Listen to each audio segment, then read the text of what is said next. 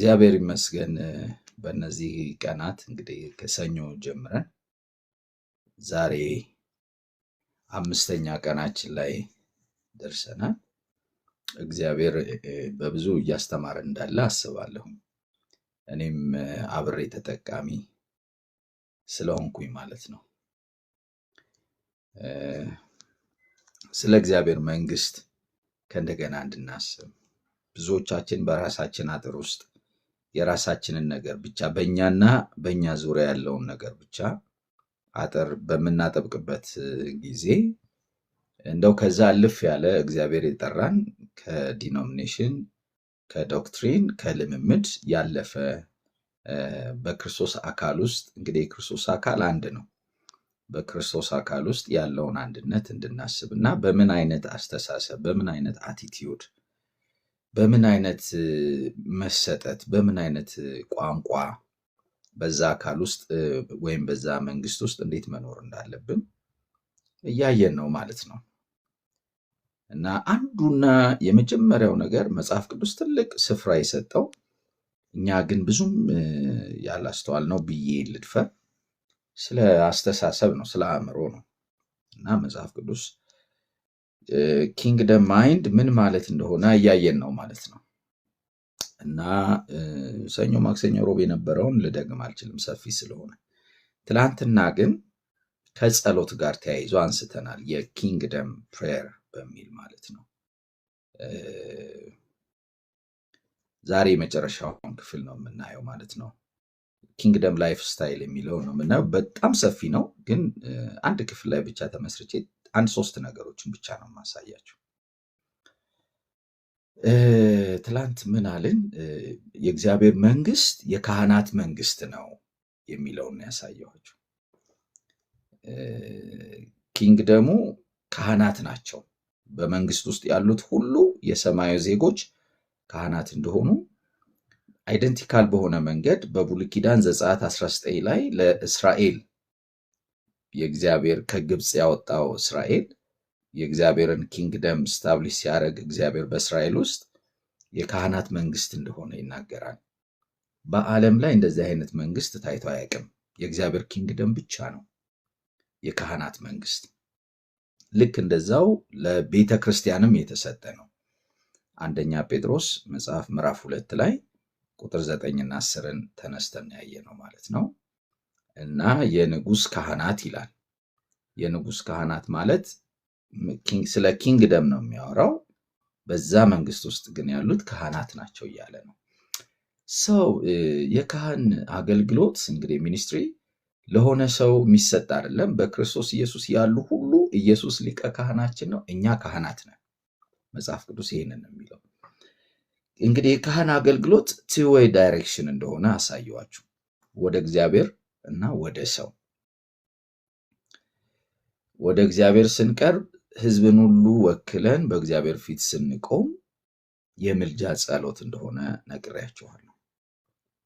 እግዚአብሔርን ወክለን በህዝብ ሁሉ ፊት ደግሞ ስንቆም የክርስቶስ አምባሳደሮች እንደሆንን 2ኛ ቆሮንቶስ ላይ ይናገራል። መልእክተኞች ነን። ከእግዚአብሔር ጋር ታረቁ። ፖለቲካ አጀንዳ አይደለም። እኔ ክርስቶስን ነው የምሰብከው። የሰው ልጅ መሰረታዊ ችግር አልኳችሁ ኃጢአት ነው፣ ድህነት አይደለም። የሰው ልጅ መሰረታዊ ችግር አለማግባት፣ ኢትዮጵያ መኖር፣ ከኢትዮጵያ መወለዱ ምናምን አይደለም። ሰዎች ዛሬ በጣም ብዙ ችግር ብለው ለራሳቸው የሚሰጡት ምክንያቶች አሏቸው።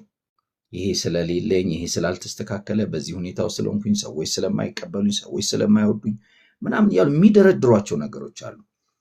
ለእኔና ለእናንተ ግን መጽሐፍ ቅዱስ የሚያስተምረን ቤዚክ ፕሮብሌም 1 መሰረታዊ ችግር፣ 2 የችግሮች ሁሉ ኮዝ የሆነው ኃጢአት ነው። ስለዚህ የእርቅ መልእክተኞች ነን አልኳችሁ። ምንድን ነው በጣም መሰረታዊ ነገር የነገርኳችሁ?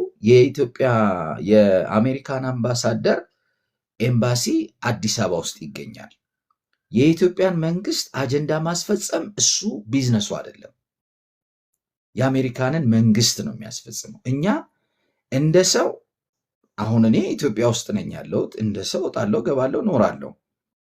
ግን ደግሞ የእግዚአብሔር መልእክተኛ የክርስቶስ መልእክተኛ ከሆንኩኝ የኔ ትልቁ ዲዩቲ የኪንግደሙን ወንጌል መስበክ ነው። በወንጌል በኩል ነው ለሰው ልጆች ሁሉ እርቅ የመጣው ሰላም የሆነው።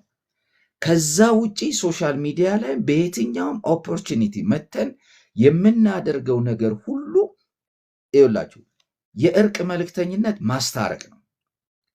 የማለያየት አጀንዳ የለውም በእግዚአብሔር ኪንግደም ውስጥ። እንደውም እግዚአብሔር እጠላለሁ ያለው በጥበብ መጽሐፍት ላይ በወንድማማች መካከል ጠብን የሚዘራ ነው። ዛሬ በወንጌል ሽፋን በሆነ ሃይማኖት ስም ሶሻል ሚዲያ ላይ ቤተ እምነቶችን ከቤተ እምነት፣ አገልጋዮችን ከአገልጋይ፣ ህዝብን ከህዝብ ለመለየት የሚደረጉ ኤክስትሪሚቲ በኋላ ዋጋ የሚያስከፍሉ ናቸው። የእግዚአብሔር ኪንግደም መልእክተኞች ነን። መልእክታችን አንድ ነው። ወንጌል ነው፣ ክርስቶስ ነው፣ እርቅን ነው፣ ምህረትን ነው ብያለሁ። ይሄ ነው። ሌላው ምናልባት ትላንት ያላነሳ ነው የኪንግደም ፕሬየር ጌታ ኢየሱስ ለደቀ መዛሙርቱ አስተምረን ያሉት ስለ እግዚአብሔር መንግስት ባስተማረ ጊዜ ማቴዎስ ወንጌል ምዕራፍ 5:6-7 ላይ አባታችን ሆይ ጸሎት፣ እኛ ብዙ ጊዜ የፕሮግራም መዝጊያ የምናደርገው ጸሎት ማለት ነው። በመሰረቱ በራሱ ስትጸልዩ እንዲጸልዩ የሚለው ሐሳብ ጸሎታችሁ እነዚህን ነገሮች መያዝ አለበት ነው። በጸሎታችሁ ውስጥ እነዚህ ነገሮች መካተት አለባቸው ነው።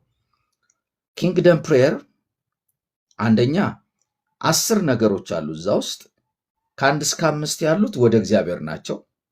ቀዳሚና መጀመሪያ ላይ ወይም ፕራዮሪቲ ያሉት ትላንትና አንደኛ ጢሞቴዎስ 2 ላይ ስለ ጸሎት ተናግሬያለሁ። የክህነት አገልግሎት ሌላው ጸሎት ነው በሚል የምልጃ ጸሎት ቅድም ሪቫይዝ ያደረኩት ማለት።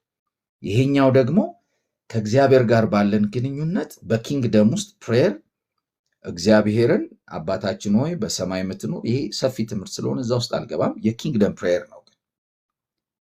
በዚህ ጸሎት ውስጥ እግዚአብሔርን አባት ብሎ መጥራት ነው። በሰማያት ያለህ ማለት የከበርህ ምጡቅ ልዑል ማለት ነው። አባታችን ሲል ደግሞ በጣም የቅርብ ማለት ነው። እግዚአብሔር ታላቅ ነው።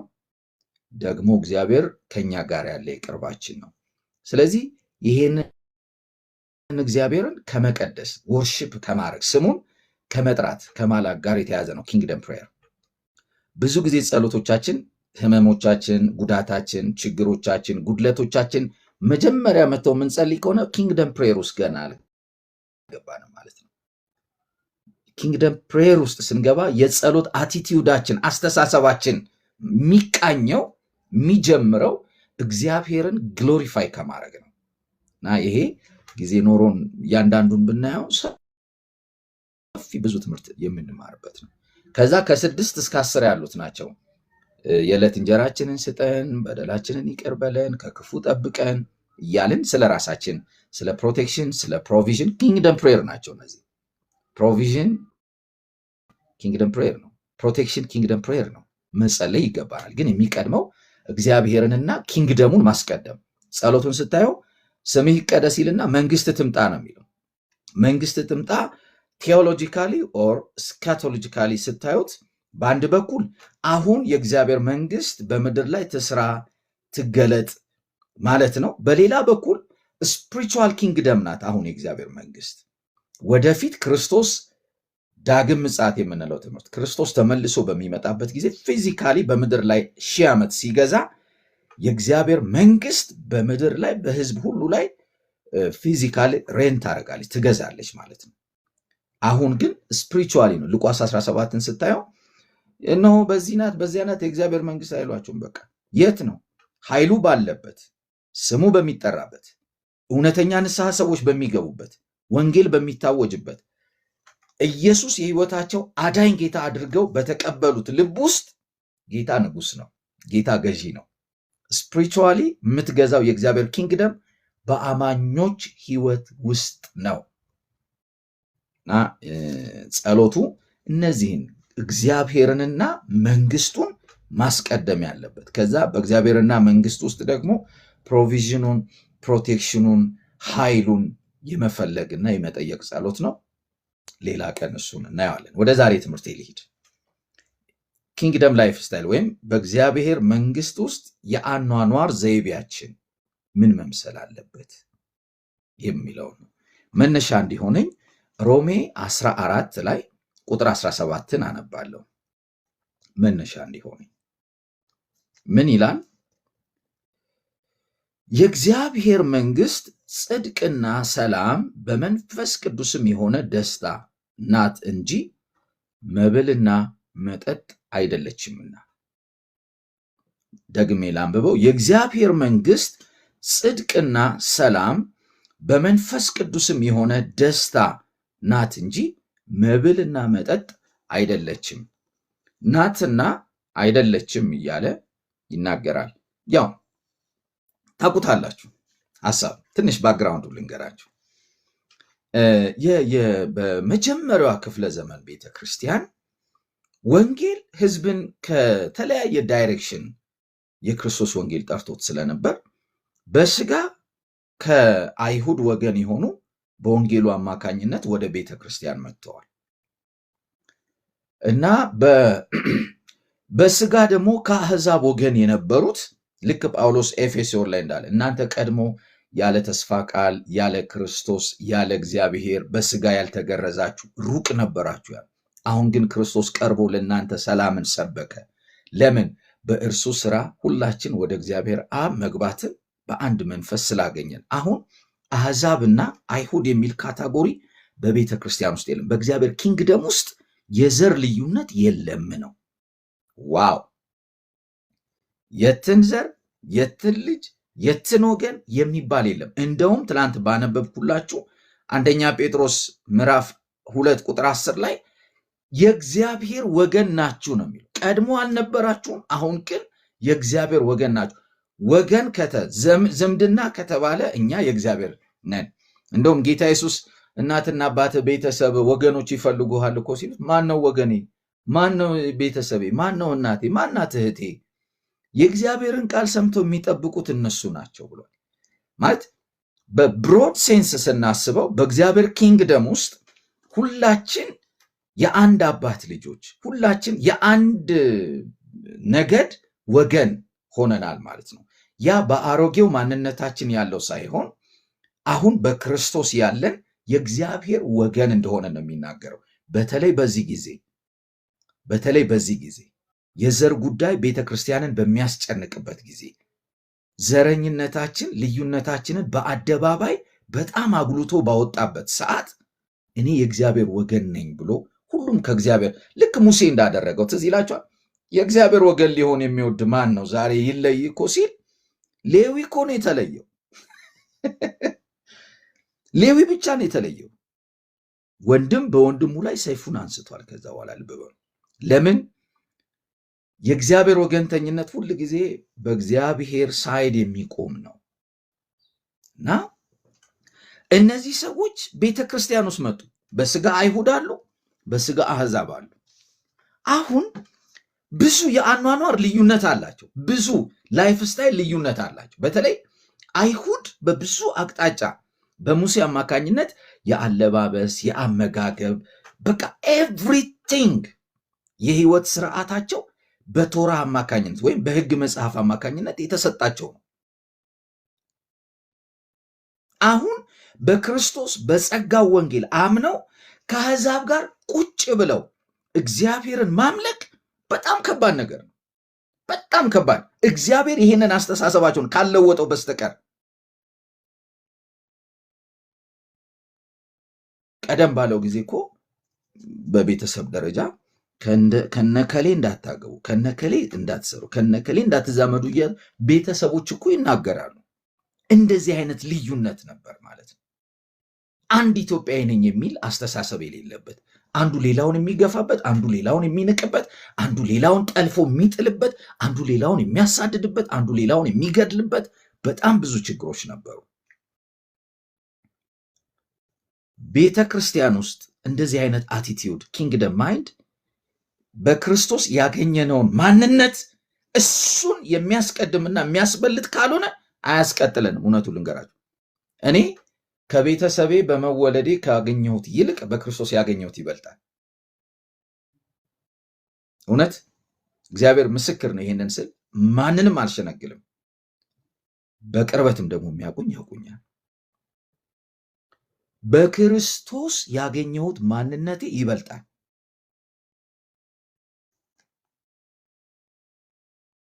አንደኛ ቤተ ክርስቲያን ወንድም ቀደም ባለ ጊዜ ሚዲያ ላይ ፋና ቲቪ ላይ አይታችሁት ይሁን አላውቅም፣ አንድ ነገር ተናገረ። አይ ዋዝ ሾክድ።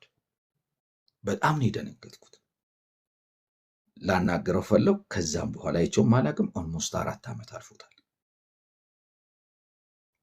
በመንግስት ሚዲያ ፊት ለፊት ወጥቶ የወንጌል አማኙ እኔ ኢየሱስን ከማወቄ በፊት ዘሬን ነው የማውቀው፣ ዘሬ ይበልጣል ሲባል ብርሃን የበራለት ሰው እግዚአብሔር በክርስቶስ ሥጋ ያፈረሰውን ጥልና ልዩነትን የልዩነት ግድግዳን መልሶ የሚያነሳ ሰነፍ ከባድ ነው። ቤተ ክርስቲያን ውስጥ እንደዚህ አይቀጥልም። በክርስትና ሕይወት ውስጥ እንደዚህ አይቀጥልም። እግዚአብሔር የጠላውን የኃጢአት ውጤት የሆነው እግዚአብሔር የተጸየፈውን ነገር እኛ መልሰን ዋጋ አንሰጠውም። በእግዚአብሔር ኪንግደም ውስጥ አንድ መንግስት ነው ያለው። ሁላችን ወደዛ መንግስት ነው የተጠራ ነው። እነዚህ ሰዎች አንድ ቤተ ክርስቲያን ውስጥ እያመለኩ አንዱን ጌታ እያመለኩ አንድ ዶክትሪን አብረው እየተማሩ አብረው ቁጭ ብለው ለመማር አብረው ህብረት ለማድረግ ተቸገሩ። በመብል ጉዳይ በተለይ ታውቃላችሁ፣ አይሁዶቹ ትንሽ ሴንሲቲቭ ናቸው። ትንሽ ነገር እንዲሰናከሉ ያደርጋቸዋል። አህዛብ ደግሞ እኔ በክርስቶስ ያገኘሁትን ነፃነት ልትነፍጉኝ አልፈልግም፣ እንደፈለግኩ እኖራለሁ፣ እንደፈለግ ማንም በእኔ ላይ አለቃ አይደለም ምናምን ብለው በክርስቶስ ያገኙትን አርነት በመብል ምክንያት ወንድማቸውን እንዲያጡ። ጳውሎስ እኮ እዚሁ መጽሐፍ ላይ ሮሜ መጽሐፍ ላይ ስጋ መብላት ወንድሜን የሚያሰናክል ከሆነ ለዘላለም አልብላ ብሏል። ይኸው እዚሁ ምዕራፍ ላይ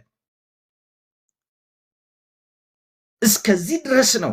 ወንድሜ በእግዚአብሔር ኪንግደም ውስጥ ለወንድሜ መቆም፣ መበርታት፣ መጽናናት፣ መንፈሳዊ ህይወቱ ለመጨመር ለማደግ ምክንያት እንጂ ለሱ ውድቀት የሚሆን ከሆነ ምንም ነገር ቢሆን ይቅርብኝ። እንደዚህ አይነት አቲቲዩድ አለን። እንደዚህ አይነት የህይወት ዲተርሚኔሽን አለን ወገኖች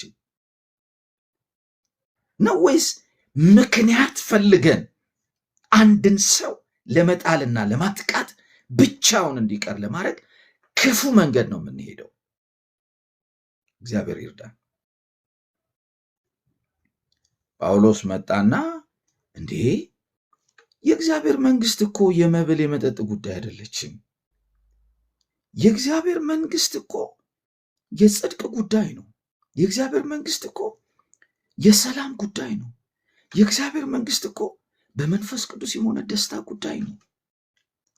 ስፒሪቹዋል ላይፍ ስታይል ነው የእግዚአብሔር መንግስት እንጂ ይሄ የሚታይ እና ደግሞ በህግ የሆነ በስርዓት የሆነ በቃ ወንድምን ቫሊዩ የማይሰጥ በክርስቶስ ያገኘነውን ያንን አዲስ ማንነት ህይወት ዋጋ የማይሰጥ አይደለም። የእግዚአብሔር መንግስት ህይወት የጽድቅ አኗኗር ነው። ለወገኔ ይጠቅማል በሚል የሚሆን ነገር የለም። እከሌ የአገሬ ልጅ ነው በሚል የለም።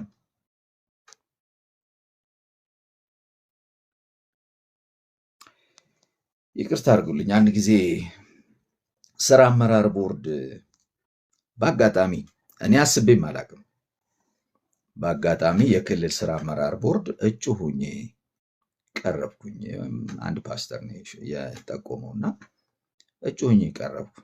ፋይናሊ ለዋና ጽህፈት ቤት ፕሬዚዳንት ከተወዳደረው ጋር ስለነበር የኔ አይ ቲንክ በ11 ቁጥር ምናምን የኔ ወደቀ። ከዛ ስወጣ አንድ ስልክ ተደወለ እዛ ጉባኤ ከነበሩት ፓስተር፣ አንተ መግባት ነበረብህ አለኝ። ለምን? እኔ ይገርምሃል በፍጹም ድንገት የመጣ ነገር ስለሆነ አልተዘጋጀሁም። ለምን? አይ ሰባቱም እንዴት ከአንድ ብሔር ይሆናል? አትሊስት የሆነ ነገር መቀላቀል ነበር፣ ቋንቋቸው እንዳይል።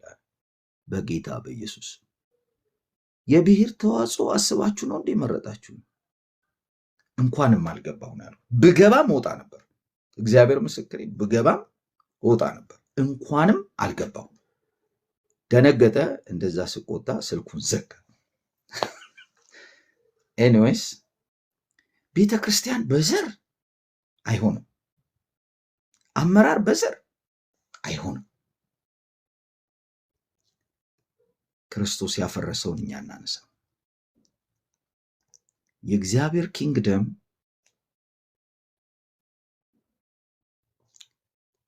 ኦል አባውት ላይፍ ስታይል ነው። የጽድቅ አኗኗር፣ የጽድቅ አኗኗር። ታውቃላችሁ፣ ጥቂት ልበላችሁ ስለ ጽድቅ። በአዲስ ኪዳን ጽድቅ የምንለው 4 ደረጃ አለው።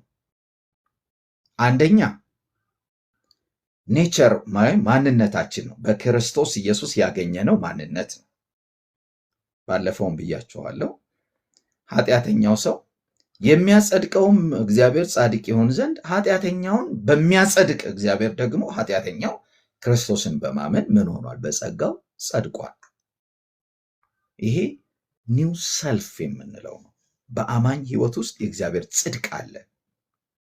አም ራቸስ የእግዚአብሔር ጽድቅ ነው። በስራ ያገኘሁት ጽድቅ አይደለም። የሆነ ነገር አድርጌ ፐርፎርም ያደረኩት ጽድቅ አይደለም። ወይም የሆነ ሃይማኖታዊ ስርዓት ፈጽሜ ያገኘሁት አይደለም። በእምነት የሚገኝ ጽድቅ፣ ይሄ ማንነት የምንለው ነው።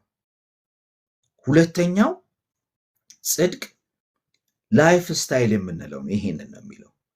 ሁልጊዜ እውነትን ኦር ትክክል የሆነውን ነገር በህይወታችን የማስቀደም የመናገር፣ ከንግግር ጋር እውነትን የመናገር፣ ከድርጊት ጋር እውነትን ከውሸት ለይቶ በእውነት ሳይድ የመቆም ወይም የማድረግ የምንለው። ሶስተኛው የጽድቅ ስራ የሚለው ነው።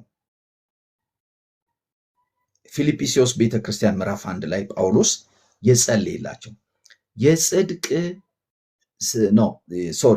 ፍሬ፣ ይቅርታ፣ የጽድቅ ፍሬ ሞልቶባችሁ ለክርስቶስ ቀን እንድትዘጋጁ እያለ ጳውሎስ፣ ይሄ የጽድቅ ፍሬ መንፈስ ቅዱስ በእኛ ህይወት ውስጥ ዴቨሎፕ በሚያደርገው ካራክተር የሚገለጥ ባህሪ ነው። አራተኛው የጽድቅ ስራ ነው። ዮሐንስ ራእይ ላይ ያለው እንደ የተልባ እግር ምንድነው ልብስ የለበሰችዋን እነዛ በእግዚአብሔር ኪንግደም ውስጥ የመጡትን የጽድቅ ስራ ነው ያ ልብሳቸው የሰሩት። ለመጽደቅ የሰሩት ሳይሆን ጻድቃን የሰሩት ስራቸው፣ የጽድቅ ስራቸው በእግዚአብሔር ኪንግደም ውስጥ እንዴት የሚታዩበት በክብር የሚገለጡበት እንደሆነ የሚናገር ነው። ታውቃላችሁ፣ በሁለት ሃይማኖት መካከል ኤክስትሪሚቲ አለ። ለምሳሌ እኛ ጽድቅ በእምነት ነው የሚገኘው በስራ አይገኝም ስለምንል የጽድቅን ስራ በመስራት ላይ በጣም ሰነፎች ነን። ወደ ኦርቶዶክስ ደግሞ ሲሄድ ጽድቅ በስራ እንጂ በእምነት ብቻ የሚገኝ አይደለም ስለሚሉ ለምጽዋት ምናምን ላይ በጣም ደግሞ በጣም ኮንሰርን ናቸው። ሁለት ኤክስትሪሚቲ ነው። በመሰረቱ የጽድቅን ስራ በመስራት ጽድቅ አይወረስም። አማኞች ግን ያገኙት ማንነታቸው የሆነ ጽድቅ አለ። የጽድቅን ስራ ደግሞ በመስራት በኪንግደም ውስጥ የሚያገኙት ብድራት አላቸው። መጽሐፍ ቅዱስ ይሄንን ነው የሚለው። ስለዚህ ጳውሎስ እዚህ የሚለው ሁለተኛውን ጽድቅ ነው። ምን አይነት ጽድቅ? በእግዚአብሔር መንግስት ውስጥ ሁል ጊዜ ለወገኔ ይጠቅማል በሚል ወይም በውሸት ወይም በመድሎ ወይም የሆነ ጥቅምን በመፈለግ አንተ እኮ በቃ ከፍ ያልክ የእግዚአብሔር ሰው ብሎ ይሴማል። አንተን ከፍ አድርጎ የእግዚአብሔር ሰው ብሎ በጉባኤ ፊት ከፍ አድርጎ የሆነ ነገር ከአንተ ለማግኘት ከሆነ ይሄ በእግዚአብሔር ፊት ጽድቅ አይደለም። የእግዚአብሔር ኪንግደም ጽድቅ ናት። ሌባውን ሌባ ነው አይደለም የምትለው ጽድቅ ስለሆነ። ለብዙ ካርናል ማይንድ ላላቸው ሰዎች አይመችም። በጣም ሰላም ይነሳቸዋል፣ አይመቻቸውም። እና ጄኒውን የሆኑ ሰዎች በእግዚአብሔር ኪንግደም ውስጥ ጽድቅን የህይወት ዘይቤያቸው ሲያደርጉ አደለም ከዓለም ነው የምላችሁ። ዘንድሮ በቤተ ክርስቲያን ውስጥ ከሰዎች ጋር መስማማት አትችሉ። አደለም ከዓለም ቤተ ክርስቲያን ውስጥ ያለው ራሱ ስርዓትና ሲስተም በቃ ለእናንተ የመጋጫ ምክንያት ነው የሚሆናችሁ እያንዳንዱ። ምክንያቱም ሰዎች በተለያየ ተሞልተው ነው ያሉት።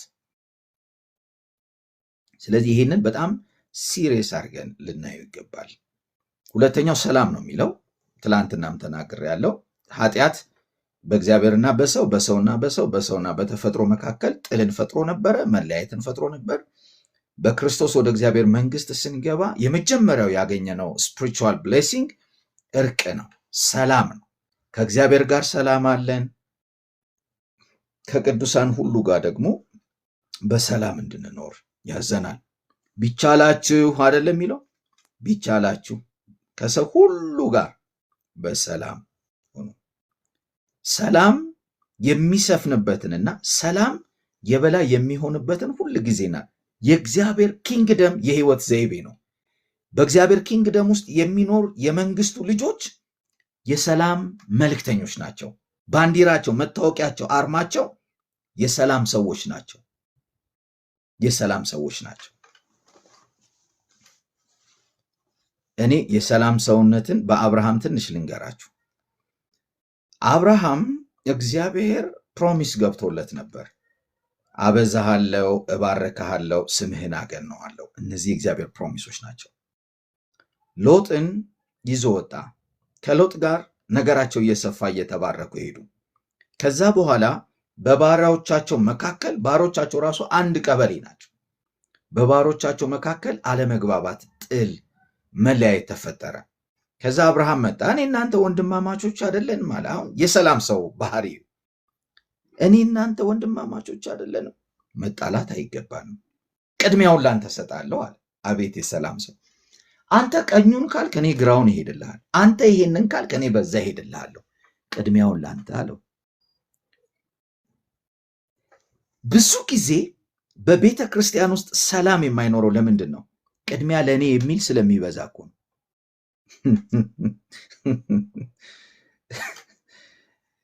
በተለይ ትንሽ ሰው የሚቀበላቸው፣ በሰው ዘንድ ቅቡልነት ያላቸው፣ በጸጋ ስጦታቸው ብዙ ሰዎች የሚጠቀሙባቸው ሰዎች ያለነሱ ቸርቿ እንደማትቆም ስለሚያስቡ ወይም ያለነሱ ቲክታኩ እንደማይበዛ ስለሚያስቡ አመፅ ውስጥ ይገባሉ። ሁሉ ጊዜ እነሱ የሚባሉትን ካልተቀበላችኋቸው ያላችሁን ሰላም ራሱ እስከ ማደፍረስ ይሄዳሉ። በሰላም የተቀመጠውን መቆስቆስ ይጀምራሉ። ወገኖቼ አብርሃም ይሄንን ትፈልጋለህ አለው። አብርሃም መንፈሳዊ ነው፣ ሎጥ ደግሞ ስጋዊ ነው። ስጋዊነት ባለበት ሁል ጊዜ ሰላም የለም፣ መንፈሳዊያን ባሉበት ነው ሰላም ያለው። ሎጥ የስሙ ትርጉም ምን ማለት እንደሆነ ታውቃላችሁ? የዕብራይስጡ ቃል መሸፈኛ፣ መጋረጃ ማለት ነው። በጣም አሜዚንግ። እኔ ቃሉ ትርጉሙን ያየሁት ቀን በጣም ነው የገረመኝ። መሸፈኛ ወይም መጋረጃ ወይም በአዲስ ኪዳን ከሄዳችሁ የስጋ ስራ እንደማለት ነው። አብርሃም እግዚአብሔር ወደ ተናገረው እንዳይወጣ የሚይዘውን የሚያዘገየውን መሸፈኛ ነው ለካ ይዘው ያለው። የስጋ ዘመዴ ብሎ እግዚአብሔር ወዳየለት ስፕሪንግ እንዳይፈናጠር እንዳይወጣ የሚሸፍነውን ነገር ነው ይዘው ያለው። ወገኖቼ እግዚአብሔር የተናገረን ይበልጣል። እውነቱን ልንገራችሁ መልእክት፣ እውነቱን ልንገራችሁ እግረ መንገዴ፣ እግዚአብሔር የተናገራችሁ የስጋ ዝምድና ይሁን ወገን ይሁን ምን፣ እግዚአብሔርን የሚሸፍንባችሁ ሁሉ በኢየሱስ ስም ይነሳ። መለየት ይሁን 13:14 ላይ ዘፍጥረት አብርሃም ከሎጥ ከተለየ በኋላ በዛች ኢንሲደንት ውስጥ በዛች ታይም ውስጥ እግዚአብሔር ወደ አብርሃም መጣና አለው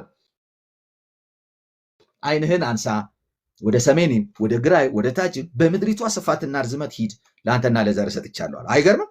ተይዞበት እኮ ነበር። እግዚአብሔር ባየለት ልክ እንዳያይ ተሸፍኖ ነበር።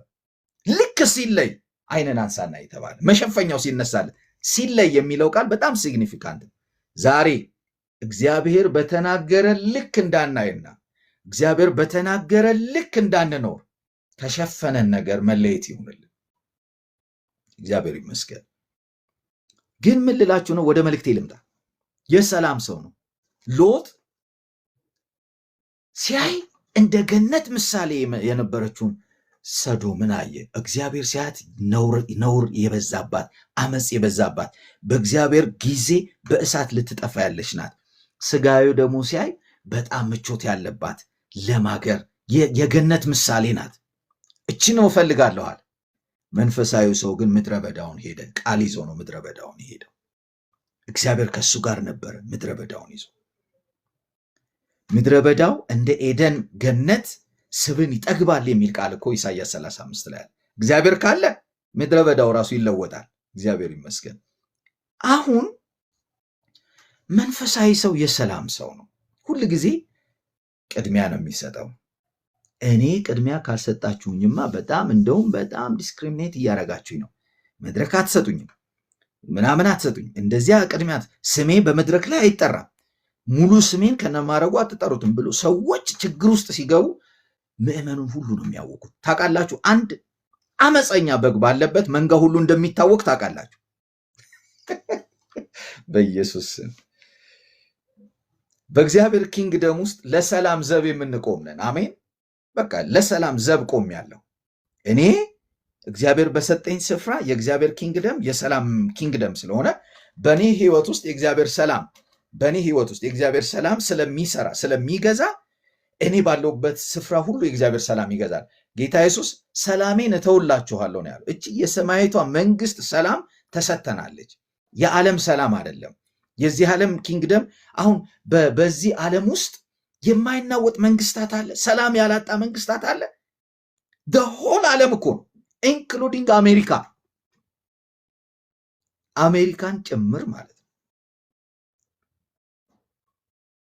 የማይናወጥ ሰላም ያላጣ ዓለም የለም። ወደ አፍሪካ ደግሞ ስትመጡ በቃ በየቀኑ ሞት ነው። ግን በእግዚአብሔር ኪንግደም ውስጥ ታውቃላችሁ፣ ጦር ሜዳ ውስጥ ሲገባ የሰላም መኪና ሲመጣ ምልክቱ አንድ ነው፣ አርማው አንድ ነው አይደለ? ምንድን ነው የሚያደርገው? ነጭ ባንዲራ ከፍ አድርጎ ነው የሚያውለበልበው። የሰላም ምልክት ነው ነጭ ባንዲራ። ወገኖቼ፣ አመፅና ክፋት ነውጥ በበዛበት መካከል የእግዚአብሔር ኪንግደም በእኛ ህይወት ኦፕሬት የምታደርገው በሰማያዊቱ ሰማይ ሰላም ስለሆነ የሰላም ዘብ የሰላም መልእክተኞች እንደሆንን ሁል ጊዜ እከሌማ ከመጣች በቃ ተበጠበጠ፣ ተበላሸ፣ የነበረው ነገር በቃ አጣ ነው የሚባል መሆን የለበትም። እሷ ያለችበት ሁል ጊዜ እንደዚህ ነው፣ ይረበሻል። እሱ ያለበት መሰሪ ነው፣ እርስ በርስ ያጋጨናል ምናምን።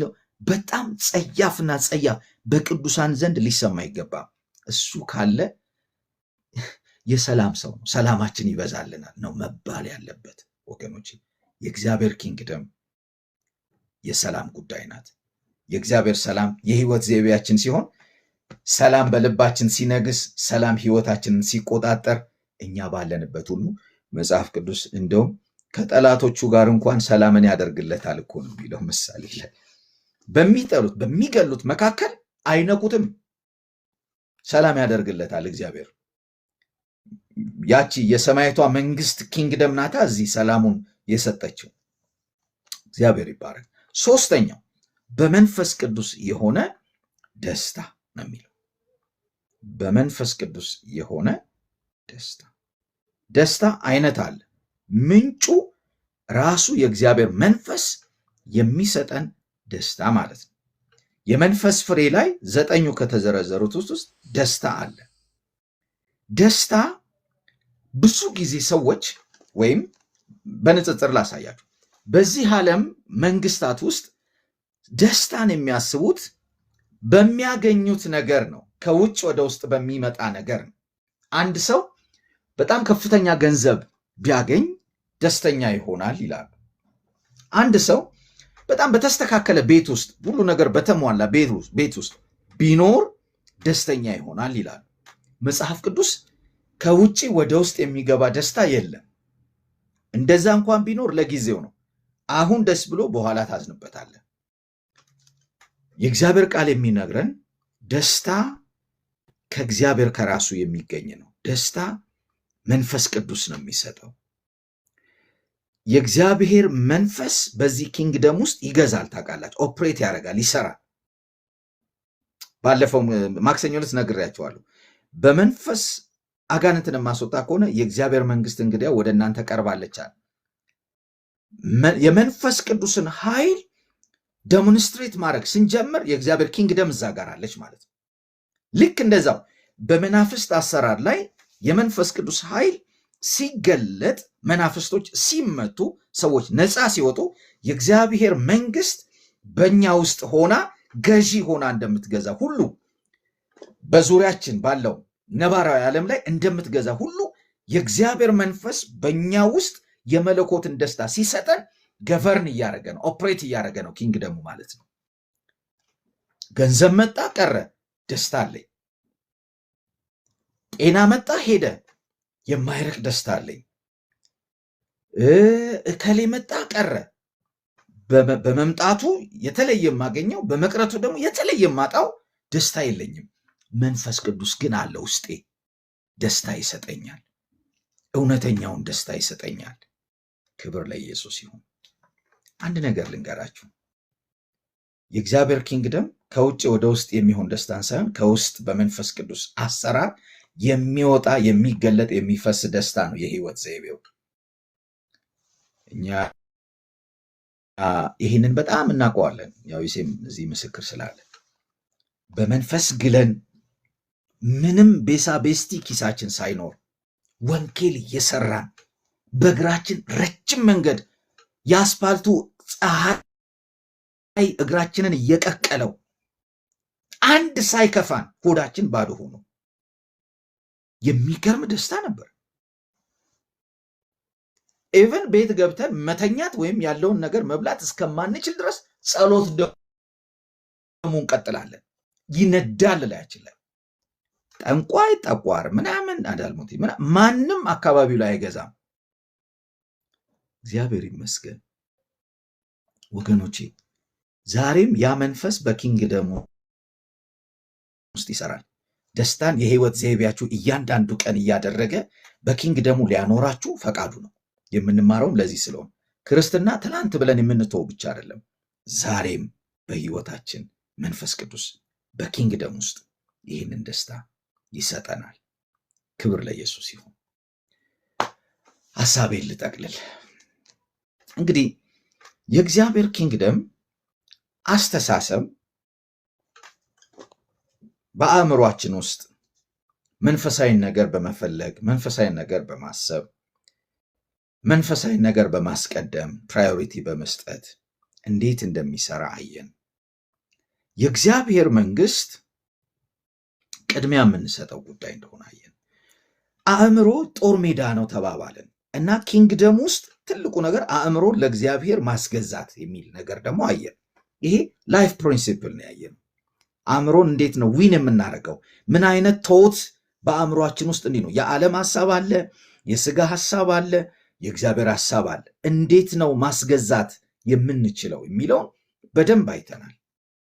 ጦርነቱን በአእምሮ ሜዳ ላይ ያለውን የመንፈስና የስጋን ጦርነት አሸንፈን እንዴት ነው በእግዚአብሔር ኪንግደም ውስጥ ለኪንግደሙ ሐሳብ ብቻ ልናስገዛ የምንችለው አእምሯችንን የሚለውን ተማማርን። ከዛ ቀጥሎ ሶስተኛው ቀን ላይ ይሄ አእምሮ በእግዚአብሔር ኪንግደም ውስጥ ፐርፌክሽን የለም፣ ፐርፌክት አይደለንም፣ ሁላችንም ፍጹም አይደለንም። ዕለት ዕለት እየተሰራን እየተገነባን የምንመጣንን ይህ አእምሮ በመታደስ ይለወጣል። የእግዚአብሔርን ፈቃድ በማወቅ በኪንግደም ውስጥ ለመኖርና ከዓለማዊነት በመለየት ክርስቶስን በመምሰል አለን። ችወይ ነው፣ አሉታዊና አዎንታዊ አለ። አዎንታዊ የእግዚአብሔርን ፈቃድ ለማወቅና ፈቃዱን እየወደድን ለፈቃዱ በኪንግደም ውስጥ እየኖርን ለመቀጠል ነው። አሉታዊው ግን ዓለምን አትምሰሉ ስለሚል ዓለምን ከመምሰል እየተለየን ክርስቶስን ወደ መምሰል የምንመጣበት እንደሆነ አይተናል። ስለዚህ ይሄ አእምሮ በቃሉና በመንፈሱ እንደሚታደስ ተነጋገርን ማለት ነው። ኤክሰርሳይዝ ማድረግ ነው። እጅ ተጭኖ የሚመጣ ጉዳይ አይደለም። ዕለት ዕለት የምንኖረው ፕራክቲስ እያደረግነው ራሳችንን እየሰጠን እየተገዛን የምንኖረው ህይወት ነው ተባባልን። ከዛ ትላንትና የኪንግደሙን ሚኒስትሪ አየን። በኪንግደም ውስጥ ደግሞ አንድ አገልግሎት አለን፣ የክህነት አገልግሎት ነው። በእግዚአብሔር ፊት ስለ ህዝቡ እንጸልያለን፣ ምልጃ ነው። በህዝቡ ፊት ስለ እግዚአብሔር ደግሞ ታረቁ ብለን የክርስቶስ አምባሳደር ነን። መልእክታችን ወንጌልና ወንጌል ነው። ወንጌል መለያየትን የሚሰብክ ሳይሆን ወንጌል እርቅን፣ ሰላምን፣ አንድነትን የሚሰብክ ነው በክርስቶስ ኢየሱስ። ይህንን አጽንኦት ሰጥተን አየን። ዛሬ ደግሞ የመጨረሻ ምንድን ነው ያየነው? በኪንግደሙ የህይወት ዘይቤ ይሄ አይነት አቲቲዩድ እንዲኖረን ጽድቅን፣ ሰላምንና በመንፈስ ቅዱስ የሆነን ደስታ የህይወት ዘይቤያችን አድርገን በኪንግደም ውስጥ አንዳችን ከአንድ ወገን መተናል፣ አንዳችን ከሌላ ወገን መተናል። አንዱ የኑሮ ስታተሱ ሌላ ነው፣ ሌላኛው ደግሞ ሌላ ነው። ብዙ አይነት ሰዎች በቅዱሳን ንብረት ውስጥ አለን። ትልቁ ኮንሰርናችን በዚህ ዓለም እንዳለው መንግስት የዘር፣ የመደብ፣ የቋንቋ፣ የኑሮ ደረጃ መሆን የለበትም። በክርስቶስ ኢየሱስ ያገኘነው ማንነታችን ይበልጣል። ለሱ ዋጋ እንስጥ። በዛ ውስጥ ያለውን ኪንግደሙ የሰጠንን የህይወት ዘይቤ በመኖር ነው መግለጥ የሚገባን። ያ ደግሞ ጽድቅ ነው፣ ሰላም ነው፣ በመንፈስ ቅዱስ የሆነ ደስታ ነው ተባባልን።